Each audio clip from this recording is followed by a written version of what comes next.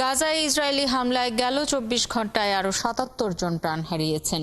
এ নিয়ে গাজা উপত্যকায় মোট নিহতের সংখ্যা পৌঁছেছে ৪১,৯০৯ জনে। মঙ্গলবার এক বিবৃতিতে এই তথ্য জানিয়েছে গাজার স্বাস্থ্য মন্ত্রণালয়।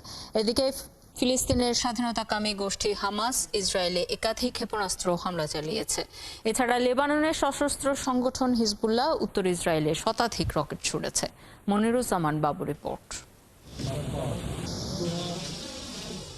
আগ্রাসন শুরুর এক বছর পরও গাজায় কমেনি ইসরায়েলি বর্বরতা।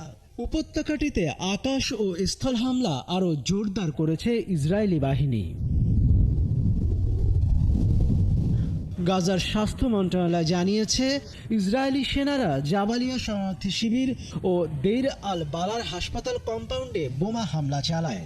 জাবালিয়ার চারপাশ ঘিরে ফেলে ট্যাঙ্ক মোতায়েন করে সেখানে রকেট হামলা চালানো হয়।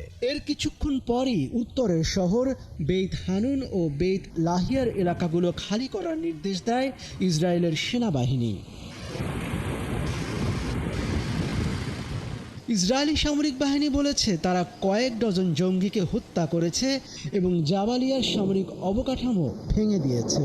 হামাসকে নতুন করে সংগঠিত হতে বাধা দেওয়ার জন্য অভিযান চলবে বলে ঘোষণাও দিয়েছে ইসরায়েল। এদিকে ইসরায়েলি হামলার পাল্টা জবাব দিয়েছে ফিলিস্তিনের স্বাধীনতাকামী গোষ্ঠী হামাস। তেল আবিবে একাধিক ক্ষেপণাস্ত্র হামলা চালিয়েছে সশস্ত্র গোষ্ঠীটি। এতে কয়েকজন আহত হয়েছেন বলে জানায় ইসরায়েলের একাধিক গণমাধ্যম। গেল আগস্টের পর দেশটির কোনো